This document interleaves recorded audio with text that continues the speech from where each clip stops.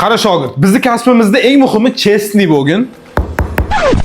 Bodringkali doktor, hali ham o'tiribsanmi?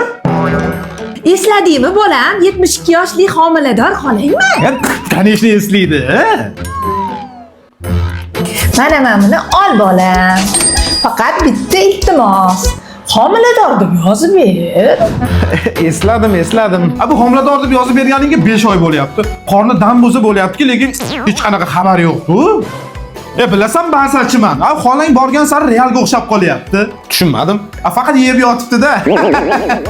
Oldin Cobaltga o'xshardi, ayamasdik, shunaqa mehnatni qilardi, bosardi. Hozir Gentraga o'xshab sal olib taqilib ehtiyot qilib yuribmiz, lekin hali ham darak yo'q. Bu ammamni kelini bilan bir xil vaqtda homilador deb yozib beruvding. U tug'di, bolasi emaklayapti. Bu faqat meni emaklatyapti-ku. Nevaralarim ham har kun so'raydi, amakimni qachon raddomdan olib chiqamiz deb. Yo, yolg'ondan yozib berganmisan homilador deb. Chiqib tur, erkakchasiga gaplashib olaylik biz. Men bilanmi? Voy, doktor bilan chiqib tur dedi. O'zingizni bosing, buncha rangingga qarib ketdi, qo'rqma. Bilaman, yolg'ondan yozib bergansan.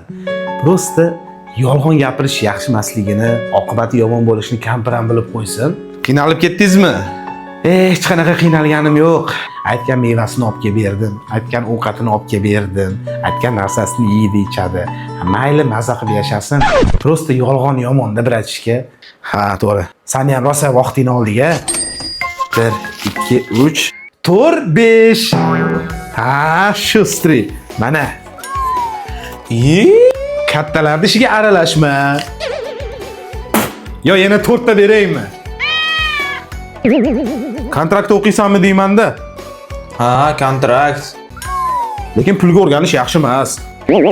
O'rgatmaysizmi, doktor? Bunga e'tibor qilmaysan endi. Nima deyatuvdim? Chestni bo'lish haqida gapirayotdingiz. mast ayladi sarmast ayladi